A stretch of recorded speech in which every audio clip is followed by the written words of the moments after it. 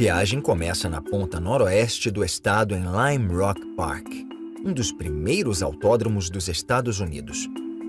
De lá, segue para o sul e passa pelo lago Lilinona e a triste lenda de uma princesa indígena. Na costa de Belhaven, há uma península que tem algumas das propriedades mais caras e exclusivas do estado.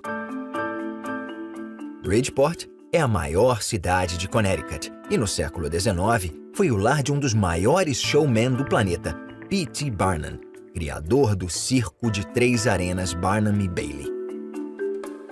New Haven é uma das cidades mais antigas do estado e abriga uma das universidades mais famosas do mundo, Yale. O destino final fica no estuário de Long Island. A Ilha Faulkner e o Farol, construído em 1802 e um dos mais antigos dos Estados Unidos. Connecticut é o terceiro menor estado do país e o mais ao sul na região da Nova Inglaterra.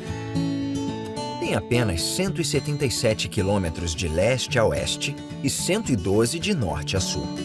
No outono, as florestas ficam coloridas e é isso que dá fama à Nova Inglaterra.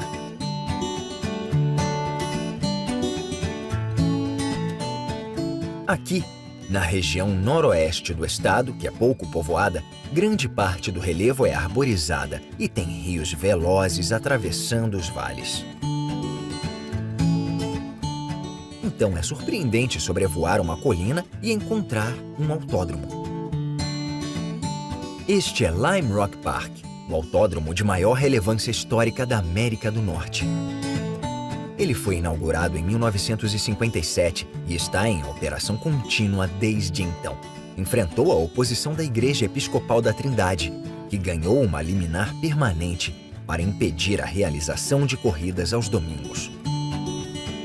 Lime Rock tem uma pista sinuosa de 2,4 quilômetros.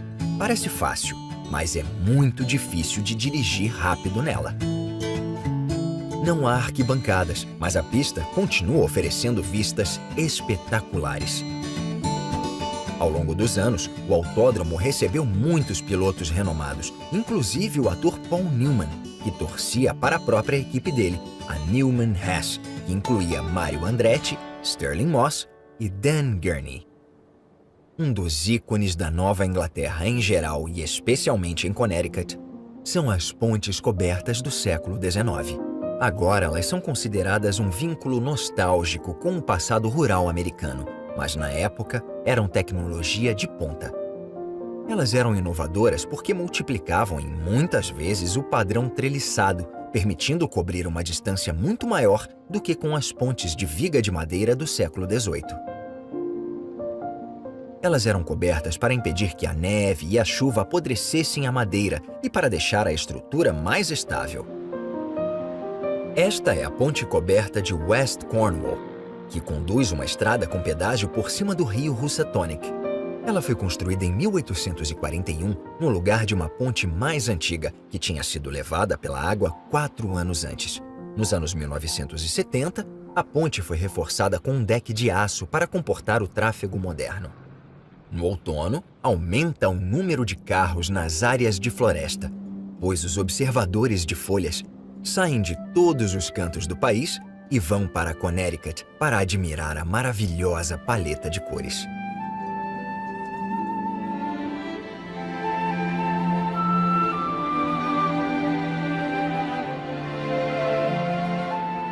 Só algumas variedades de árvores produzem este espetáculo, como a Cornus florida, o carvalho americano, bordos, castanheiras, bétulas e olmos. A mudança de cor só ocorre com o solo e o clima adequados. Dias de sol, seguidos de noites frias, interrompem a produção de clorofila, a substância responsável pela cor verde das folhas. Isso permite que outros pigmentos se destaquem, como laranja, amarelo, vermelho e roxo.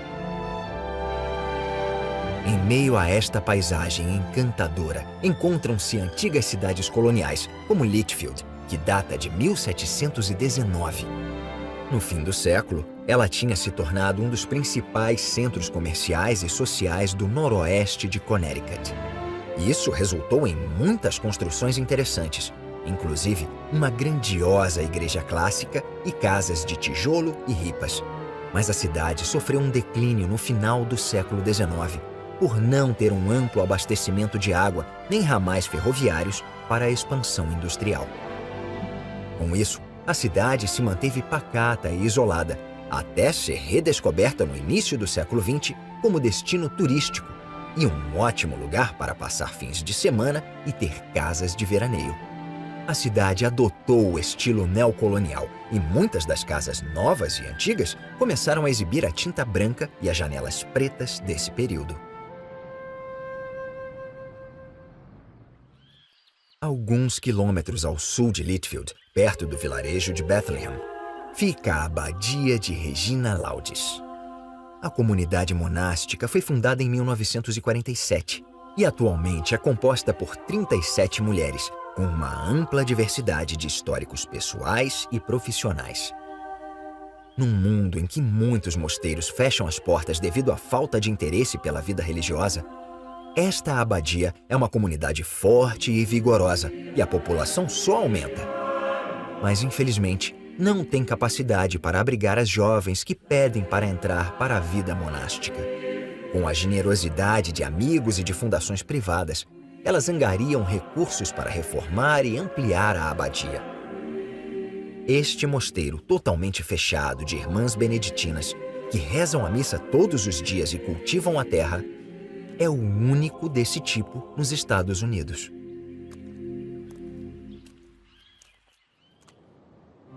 O Lago Leelanau é o segundo maior do estado. Ele tem 23 quilômetros de extensão e é muito estreito. Na ponta norte, fica o pequeno parque estadual Lover's Leap e a pedra, que é o palco da triste lenda da princesa Leelanau e do rapaz branco. De acordo com a lenda, durante um passeio pela floresta rio acima, a princesa de 18 anos se deparou com um rapaz branco doente e o levou para casa para cuidar dele. Quando o rapaz se recuperou, os dois se apaixonaram e queriam se casar. Mas o pai dela, o cacique Waramog, proibiu. Depois, voltou atrás e pediu que o homem branco reencontrasse o povo dele para contar do futuro casamento e voltasse depois do inverno. Como o rapaz não voltou, o pai arranjou o casamento entre a filha e um dos guerreiros dele. Arrasada, ela subiu numa canoa, determinada a se matar na cachoeira que cai da pedra. Enquanto ela aguardava seu destino, o homem branco apareceu na pedra e gritou pela moça.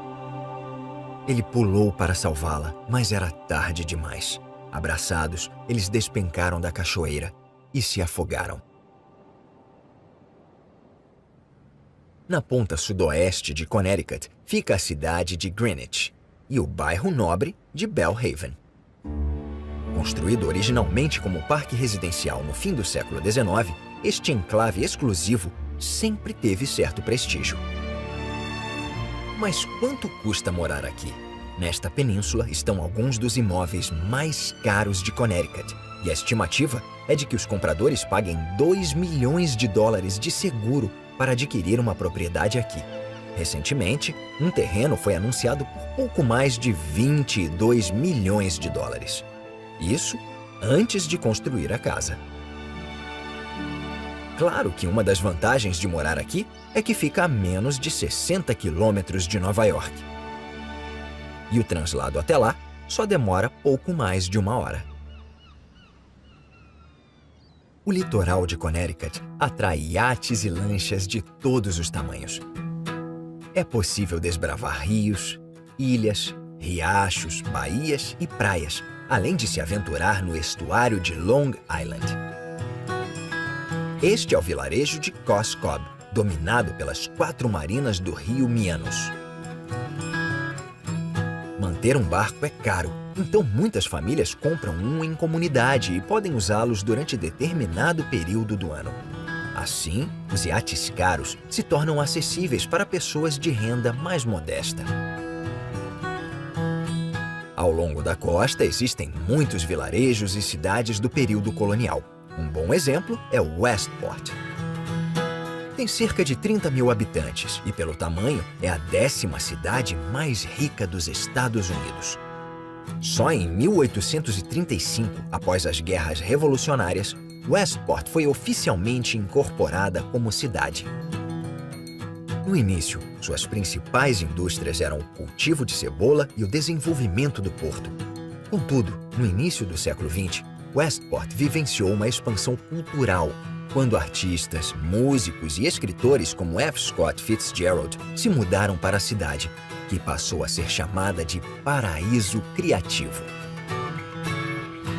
Westport continua atraindo artistas, e um dos moradores mais famosos foi o ator Paul Newman, que fundou a empresa alimentícia Newman's Own em 1982. Todos os lucros são destinados à fundação beneficente dele. 15 quilômetros ao longo da costa fica a cidade mais populosa de Connecticut, Bridgeport. Ela se tornou cidade em 1836, quando a agricultura deu lugar às indústrias naval e manufatureira. Com a chegada da ferrovia em 1840, a cidade se tornou um próspero centro industrial, produzindo de tudo, de máquinas de costura a munição militar. Em 1870, Bridgeport tinha 25 mil habitantes. Em 1910, superava 100 mil pessoas. A cidade recebeu muita mão de obra imigrante europeia, que alimentou o crescimento da manufatura. Mas isso não durou muito. A desindustrialização dos anos 1970 e 1980 arrasou a cidade e, em 1991, ela decretou falência. Agora, Bridgeport se desenvolveu de novo. E é uma cidade moderna que atrai novos negócios e recebe pessoas que trabalham na vizinha Nova York. No fim do século XIX, Bridgeport foi o lar de um dos maiores showmen da Terra, Phineas Taylor Barnum, criador do circo de 3 arenas Barnum e Bailey. Há uma estátua dele no Seaside Park de frente para o mar. Ele foi político, showman e empresário. E é lembrado por ter promovido a cantora sueca Jenny Lind e o anão general Tom Thumb. Ele também foi escritor, editor e filantropo, mas no fim, ele se autodescreveu como showman por profissão. Ele causou um impacto profundo no legado americano. E a história de suas amplas contribuições estão preservadas no museu dele em Bridgeport.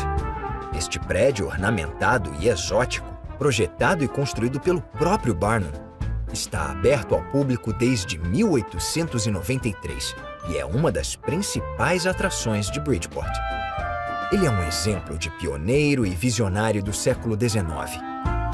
Em 1880, ele disse: "Seja o que for, faça com toda a sua vontade. Dedique-se cedo e tarde, dentro e fora da temporada, sem deixar pedra sobre pedra. Também, nunca deixe para depois, nem por uma hora sequer, o que pode ser feito agora." Barnum morreu em casa em Bridgeport em 1891. Ao nordeste da cidade, no rio Housatonic, está uma das primeiras empresas a fabricar helicópteros para uso civil e militar, a Sikorsky Aircraft Corporation. Ela foi fundada em 1925 por Igor Sikorsky, que emigrou de Kiev, na Ucrânia, para os Estados Unidos. Ele começou desenvolvendo aeronaves de asa fixa, inclusive hidroaviões para a Pan American Airways. Mas em 1939, ele projetou o primeiro helicóptero americano viável, o primeiro produzido em massa no mundo. Era composto por um rotor principal e por um rotor de cauda anti-torque. Essa acabou sendo uma das configurações mais populares e continua sendo usada na maioria dos helicópteros produzidos atualmente. A empresa ainda é uma das líderes mundiais na fabricação de aeronaves de asa rotativa e produz modelos famosos como o Black Hawk e o Seahawk. A Sikorsky também fornece os helicópteros presidenciais americanos desde 1957. Continuando ao longo da costa, encontra-se a ampla entrada do porto de New Haven, que tem o maior volume de transporte comercial de carga no estuário de Long Island e é considerado o porto mais movimentado entre Boston e Nova York. Para os colonos, durante a Guerra de Independência Americana, valia a pena proteger este porto dos britânicos. No início de 1776, a colônia de Connecticut encomendou a construção de um forte numa ponta de pedra que se estendia mar adentro. Ele foi batizado de Forte Black Rock. Esta reconstrução precisa foi concluída em 1976. Em 1863, durante a Guerra de Secessão, um forte muito maior foi construído atrás do antigo, para o caso do Sul atacar o porto. Ele não foi necessário e acabou sendo abandonado. A cidade de New Haven foi fundada em 1638 por puritanos ingleses, e um ano depois foram construídas 8 ruas que se cruzavam, formando 9 quarteirões. No centro estava a New Haven Green, uma praça de 6 hectares que agora é um marco histórico nacional. Ao lado de New Haven Green fica a Universidade Yale, essencial para a economia da cidade, pois é a maior contribuinte e empregadora de New Haven. A universidade também fornece assistência médica com hospitais e biotecnologia, serviços profissionais nas áreas de finança, advocacia, arquitetura, marketing e engenharia. Tudo isso forma uma base econômica para a cidade. Yale é considerada uma das melhores universidades não só dos Estados Unidos, mas do mundo todo. Ela data dos anos 1640, quando clérigos coloniais lideraram uma iniciativa para fundar uma faculdade local para preservar a tradição do ensino liberal europeu no Novo Mundo.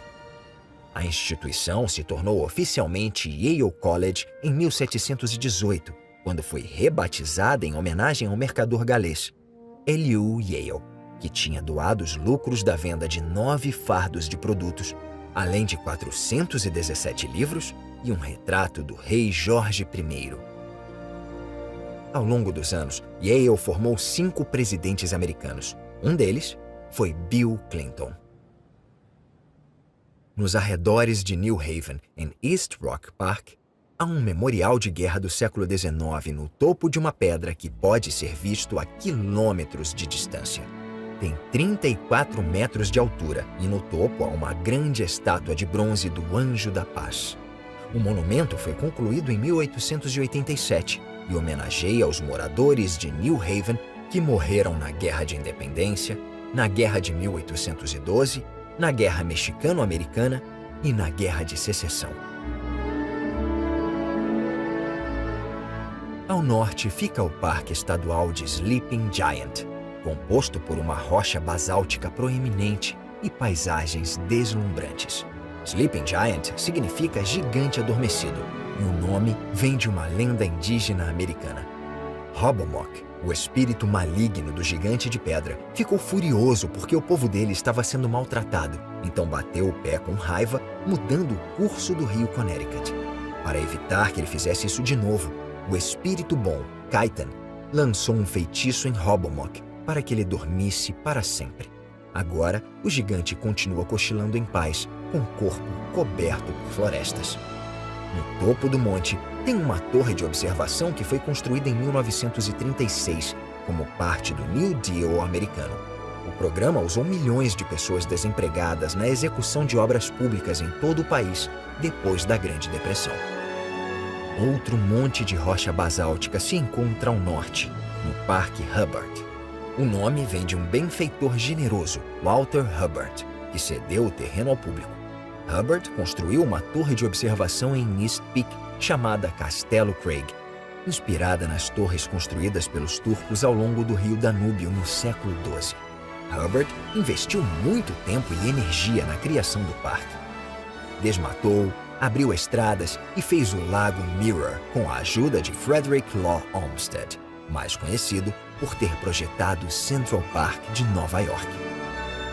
Hubbard doou o terreno de forma direta, mas estipulou que tudo que fosse vinculado ao parque deveria permanecer gratuito, sem haver concessões para fins lucrativos dentro da área do parque.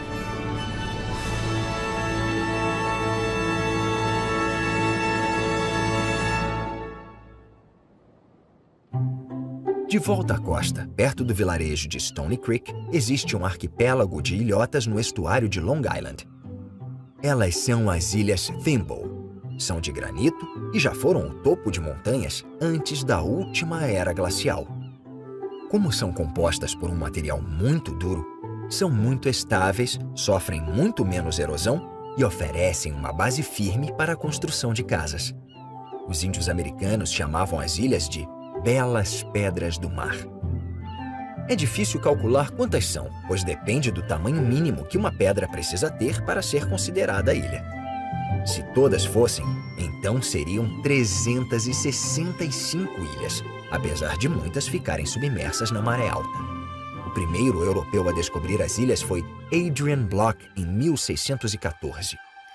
Poucas décadas depois, reza a lenda que o infame pirata Capitão Kidd enterrou o tesouro dele aqui, mas nada foi encontrado até agora.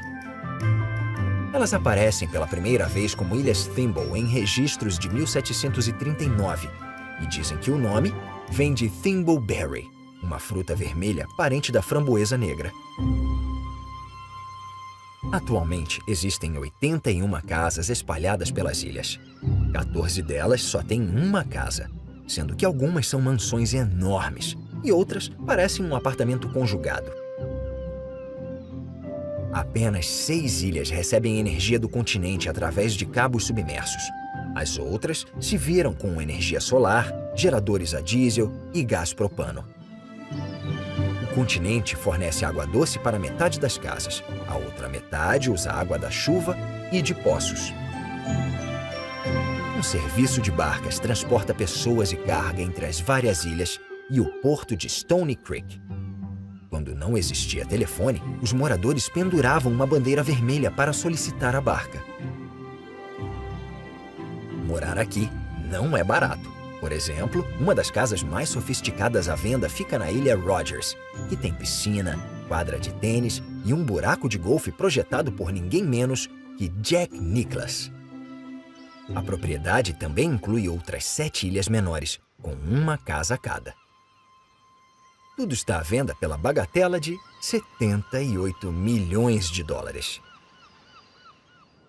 A última parada da viagem fica a 5 quilômetros da costa, a Ilha de Faulkner. Ela tem um dos faróis mais antigos de Connecticut. Ao longo dos anos, muitos navios afundaram nas pedras ao redor da ilha. Então, em 1802, o governo do presidente Thomas Jefferson comprou a ilha por $325 e iniciou a construção do farol. Em 1818, um morador, Eli Kimberly, foi nomeado faroleiro. Ele se mudou para a ilha com a esposa grávida, Polly, e os 2 filhos. Eles passaram 33 anos aqui e criaram 12 filhos. Eles criavam animais e cultivavam legumes na ilha, e as crianças tinham aulas com um tutor que morava com a família. Na época dos Kimberly, a ilha costumava receber turistas. Num dia quente de verão, chegavam a ser 100 pessoas. Desde então, existiram 3 casas de faroleiros. A última, construída em 1871, foi consumida pelo fogo em 1976. No início dos anos 1990, uma organização chamada Brigada do Farol de Faulkner foi criada para restaurar e preservar o local. Em 2011, a etapa final da obra foi concluída, garantindo por muitas décadas o futuro do segundo farol mais antigo de Connecticut. Agora, ele está registrado como lugar histórico nacional. A ilha também foi declarada Santuário da Vida Selvagem, e o acesso a ela é limitado durante o período de procriação do 30 réis róseo. Para deixar as aves em paz, o farol agora é alimentado por energia solar e totalmente automático. É um belo lugar para encerrar esta jornada.